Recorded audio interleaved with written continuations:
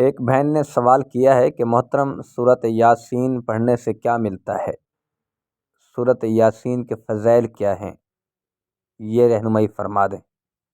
بعض اوقات لوگ کہتے ہیں کہ سورۃ یاسین پڑھی جائے تو اس کے فضائل کیا ہیں، خصوصیت کیا ہے، یہ پلیز رہنمائی فرما دیں۔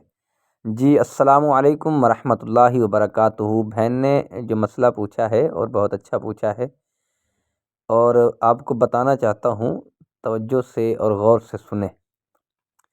سب سے پہلے کہ قرآن پاک جو ہے یہ کلام ہے رب کا۔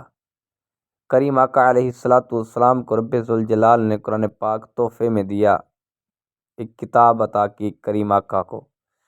جب آقا کریم علیہ السلام کو قرآن پاک دیا گیا، قرآن پاک کا جب نزول ہوا، یہ سورۃ یاسین جو ہے، اب دیکھیں انسان ہے تو انسان کے اندر ایک دل ہے، اگر دل نہ ہو تو انسان کسی کھاتے کا بھی نہیں ہے، انسان بیکار ہے۔ اسی طرح ہر چیز کا ایک دل ہوتا ہے، جو محدثین نے لکھا ہے اور مفکرین بتاتے ہیں، علماء کرام بتاتے ہیں اور لکھتے ہیں کہ سورۃ یاسین جو ہے یہ قرآن پاک کا دل ہے، یہ قرآن پاک کا سورۃ یاسین دل ہے، اور صبح صبح اس کی تلاوت کرنی چاہیے، اور قرآن پاک کی زیارت بھی ہو جائے گی، سورۃ یاسین کی تلاوت بھی کریں۔ اور کریم آقا علیہ السلام نے فرمایا، محدثین نے لکھا ہے، بتاتے ہیں علماء کرام کہ آقا کریم علیہ السلام نے فرمایا سورۃ یاسین ایک مرتبہ پڑھنے سے 10 ختم قرآن پاک کا ثواب ملتا ہے۔ اور اسی طرح کریم آقا علیہ السلام نے فرمایا سورۃ یاسین جو ہے یہ بیماری کی شفا ہے۔ اب سورۃ یاسین مبینوں کے ساتھ پڑھ کر پانی دم کر کے پیا جائے اور اللہ پاک بیماری سے شفا دے دیتا ہے، اللہ صحت دے دیتا ہے۔ اور اسی طرح کریم آقا علیہ السلام نے فرمایا سورۃ یاسین جو ہے قرآن پاک کا ایک دل ہے، قرآن پاک کا ایک دل ہے، اسے محبت کریں، اس کے ساتھ پیار کے ساتھ پڑھیں۔ سورۃ یاسین کے بہت بڑے فضائل ہیں، اسے وظیفہ اپنا لیں اور صبح صبح پڑھیں تو یہ قرآن پاک کی آپ کی ایک برکت ہو جائے گی، اور آپ کا آغاز قرآن پاک کی تلاوت سے ہو جائے گا۔